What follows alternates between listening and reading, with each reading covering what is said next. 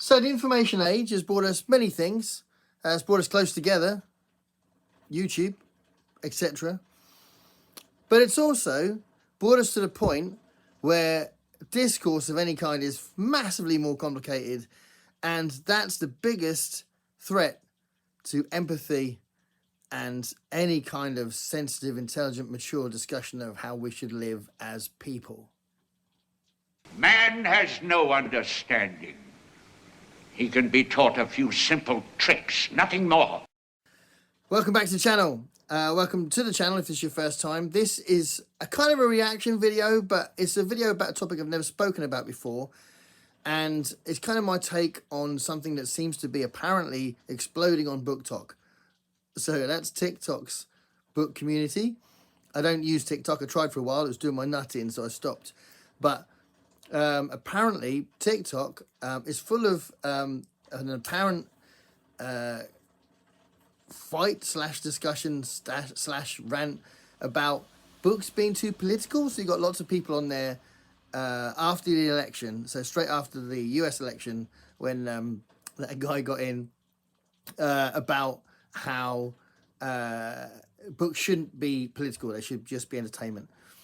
And they're apparently, I haven't seen the videos, but apparently they're very vitriolic, and there's people crying while they're doing these videos and saying they just want escapist fiction, and why do books need to be political?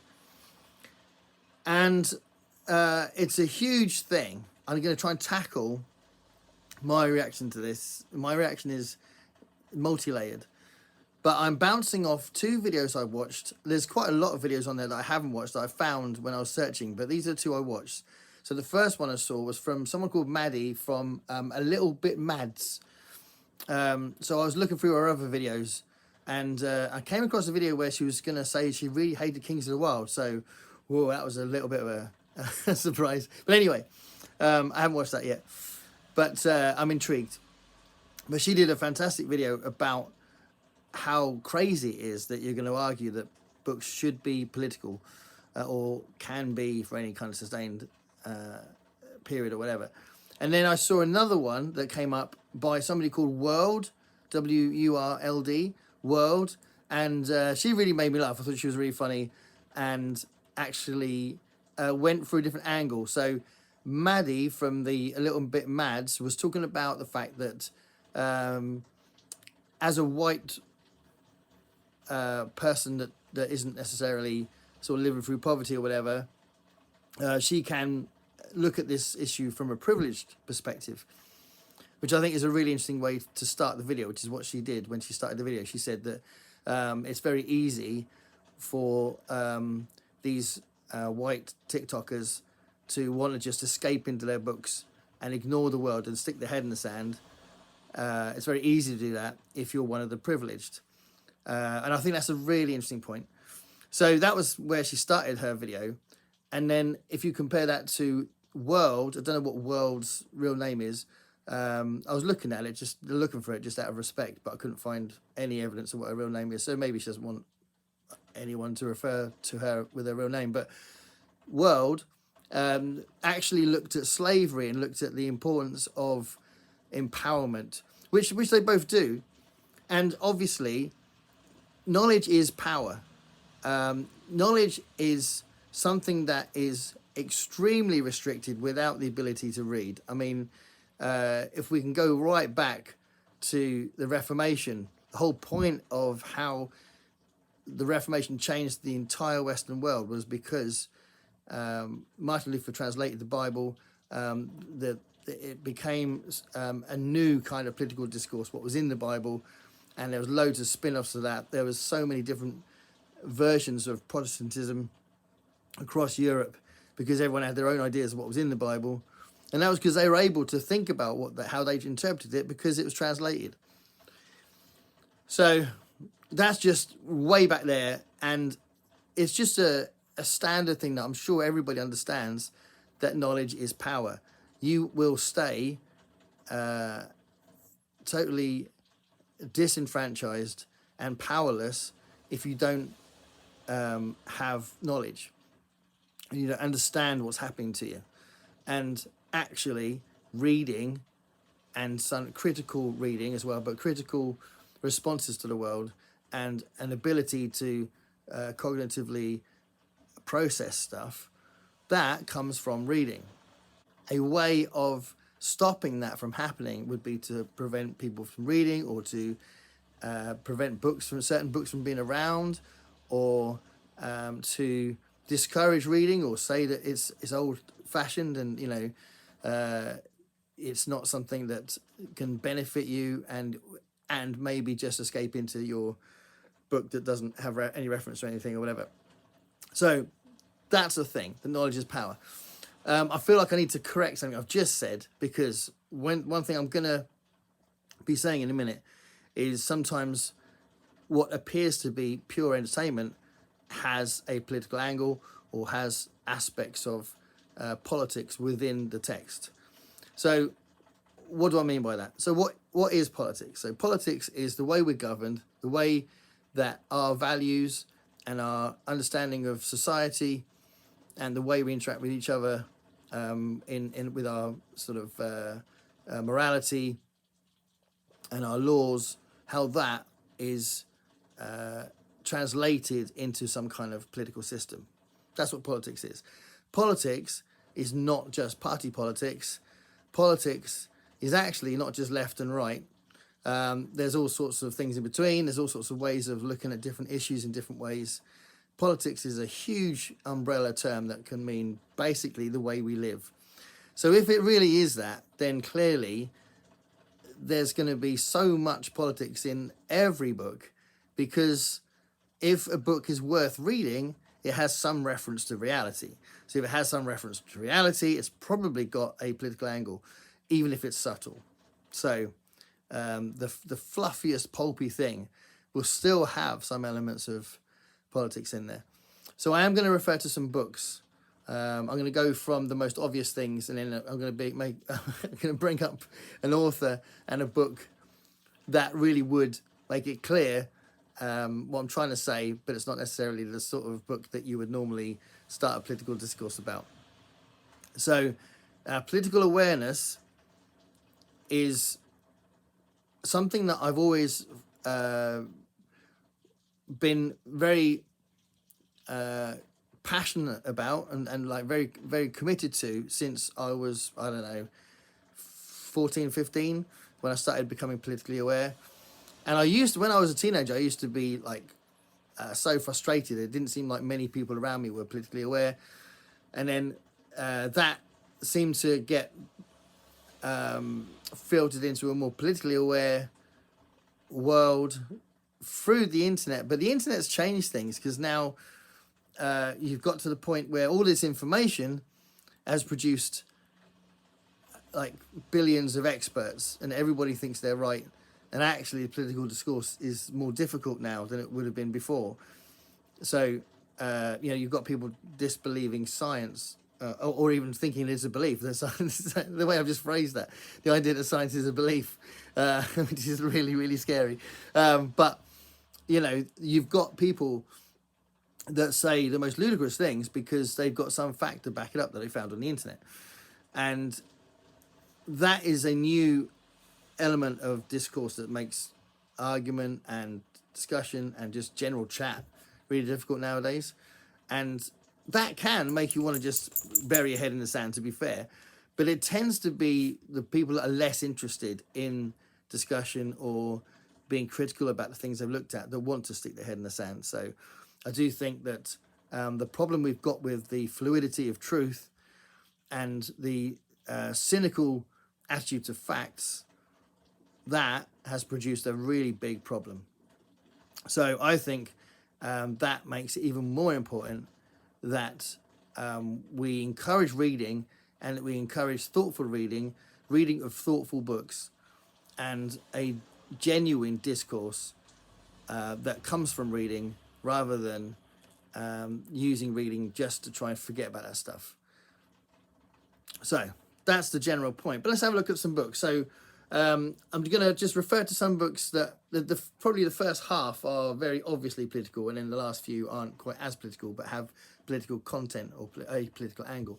So clearly, Fahrenheit 451 is a book about book burning. It's about censorship. It's about a world where books are seen as a problem to be taken away from society, and the firemen in here believe they're doing a service to society by burning these books, and then slowly the main character realizes that that may not be the truth, and it kind of goes from there. It's an incredible book, but it's also a very important message that books give us windows into worlds we wouldn't know without them, and there's something about the written word as well that helps us to really get inside someone's head and empathize in a way that you don't always get from other mediums. So yeah, Fahrenheit 451 is kind of an obvious element of political books being really, really important, and the message being crucial to a productive society. So in a similar vein, 1984, I studied this at school and I've read it 3 times since then. It's an absolute masterpiece, but the reason why it's an important book is there are lots of warnings here about the things that we would potentially allow to happen if there wasn't this discussion about what that would really be like. And there are things happening today that hark back to this. And actually, what I was saying earlier about the fluidity of truth is heavily put in here.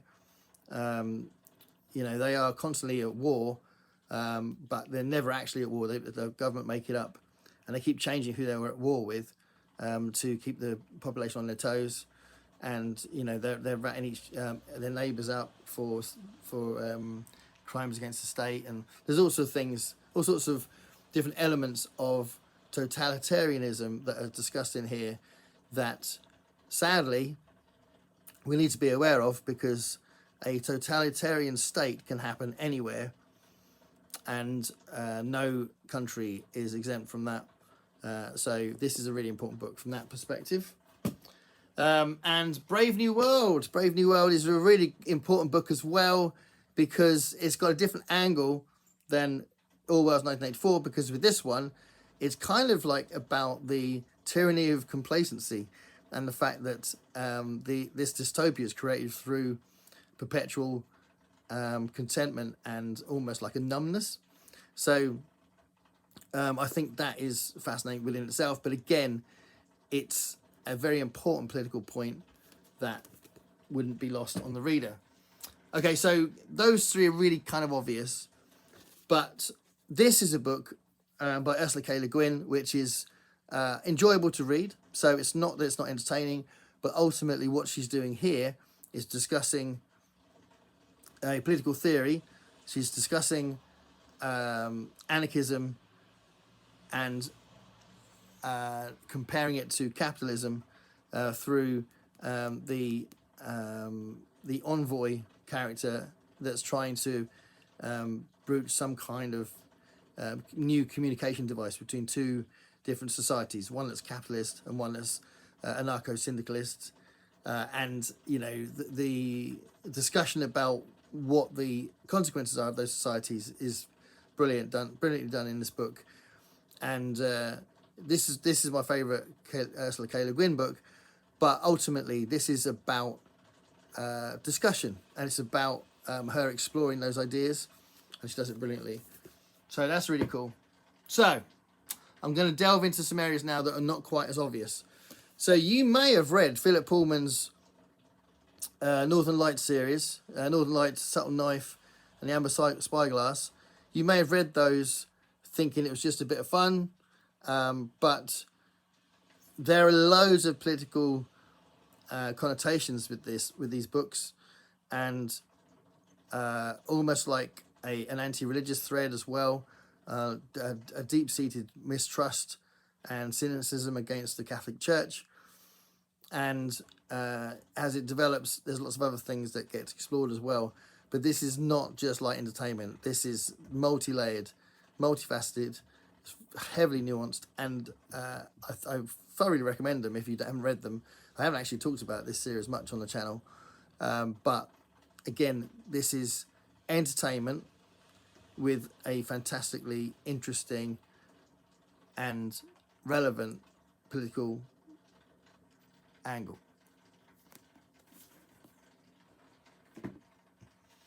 Okay, so this is not as directly political, but this does contain short stories, Exhalation by Ted Chiang. It does contain short stories that explore the value of human nature, how technology changes our societies. One of the stories explores the nature of truth and whether facts are enough to explore truth, or whether how someone's feeling at the time has to be put into that equation as well. There's so many things explored in this selection of short stories. It blew me away when I read it. It's one of the deepest books I've read, and you know, they're entertaining as well. He writes in a really nice way that doesn't mean it's just sort of you're wading through treacle. So thoroughly recommended. But again, this is not necessarily political, but it's really deep thinking about human nature that would lead to some kind of political consequences. So yeah, Ted Chiang's Exhalation is another one I wanted to mention. Right, now, Binti by Nnedi Okorafor. This is a book that has been highly acclaimed. It was actually 3 novellas. This is the 3 novellas put together, this book. And they were highly acclaimed. This is now where I'm kind of talking about representation here. But what is really interesting about this particular one is that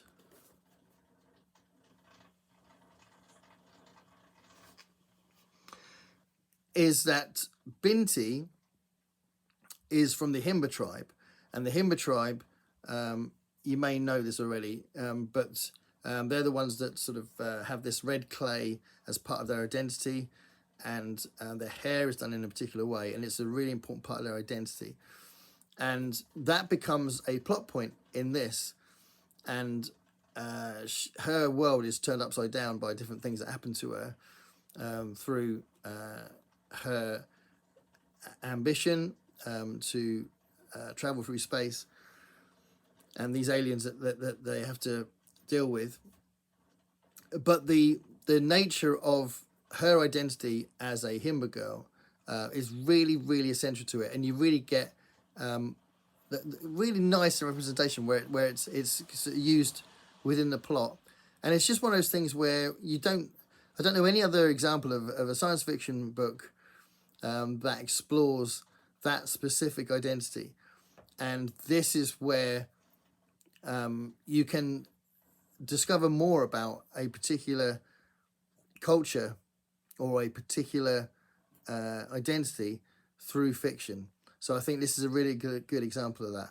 So thoroughly recommend it, but it is entertaining as well, and there's no question that anyone that wants to stick their head in the sand can still enjoy the book, but you are getting this representation, you're getting this education, if you like, of this culture that you may not know about, or you may not know that much about, which I think is absolutely brilliant. Okay, so within that, so I'm now delving into race, and Chester Himes' Cotton Comes to Harlem. I read that last year and I absolutely loved it. Big shout out to S.A. Cosby's Razorblade Tears, because I'm going to say something similar to that, although it goes even further. So I'll come back to Razorblade Tears in a minute. But this is a black crime author depicting a city that goes into chaos because of a cocaine shipment that ends up in the wrong hands and all that kind of stuff.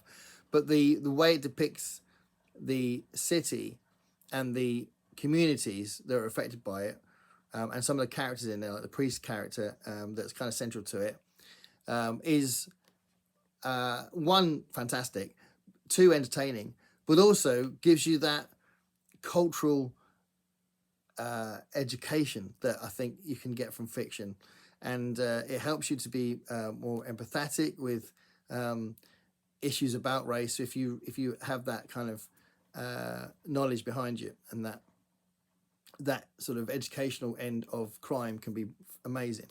And just on that angle, Razorblade Tears by S.A. Cosby is kind of tackling three big themes.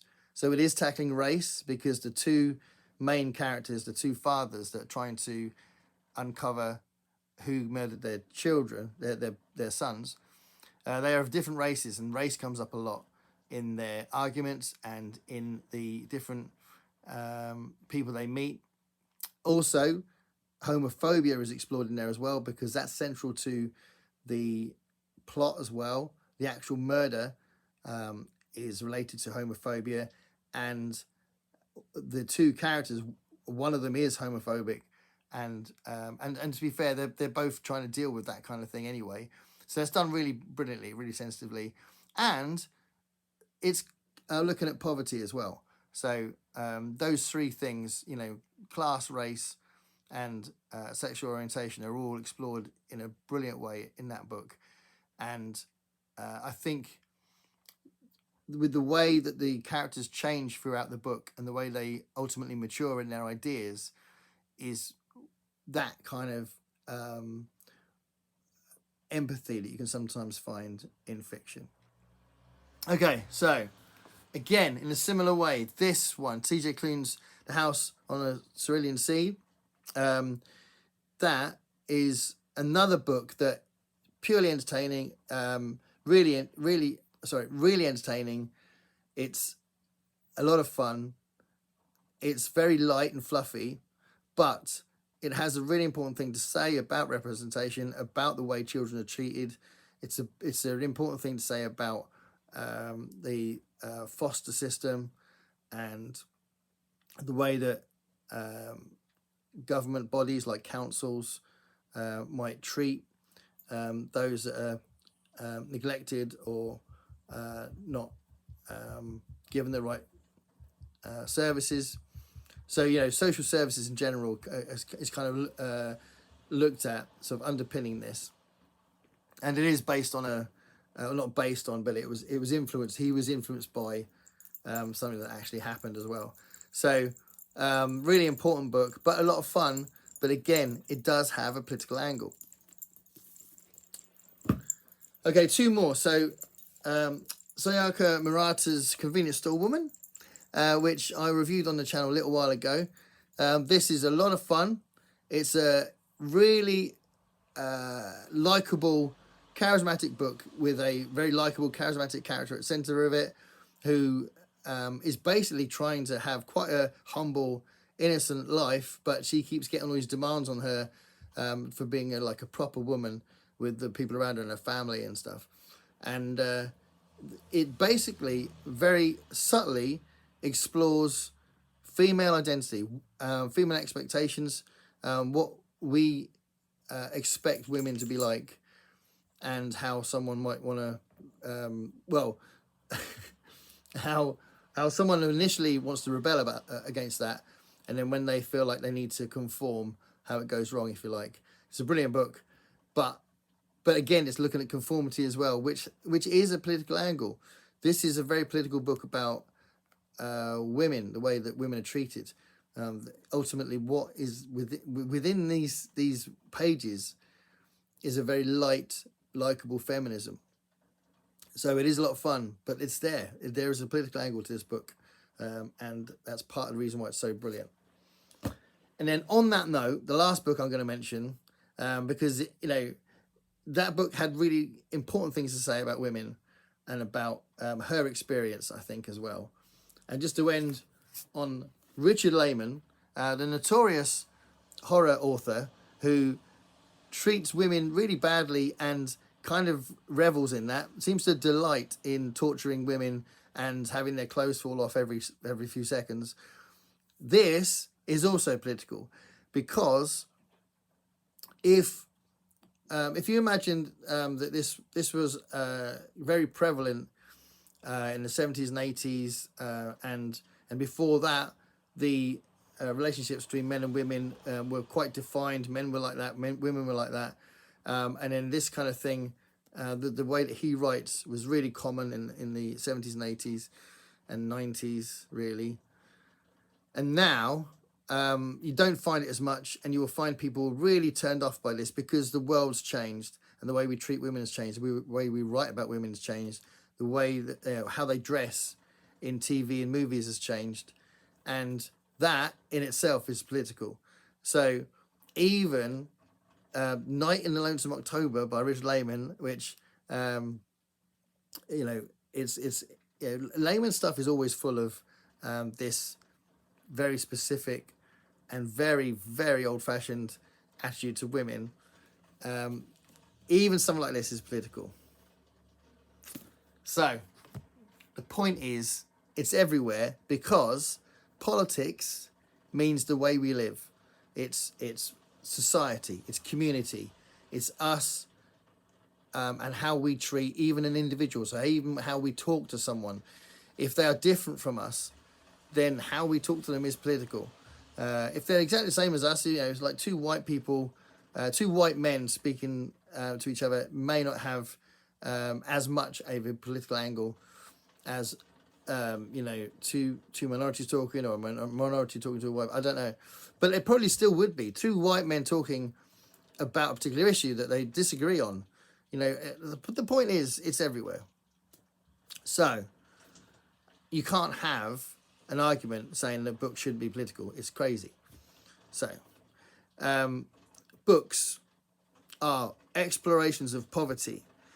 They're explorations of class, ambition, capitalism, historical conditions, if it's a historical novel, race, sexual orientation, disability even, exploitation and powerlessness. These things are in every single book. Yeah, so not every single one of them, but you will find these things in fiction. And that's a good thing. And that needs to be celebrated. So, whoever is saying these things on TikTok doesn't get it. And on that note, stay curious, everybody.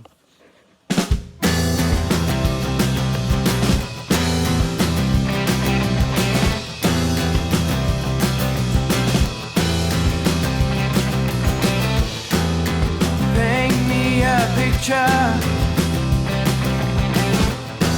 of what it's like to be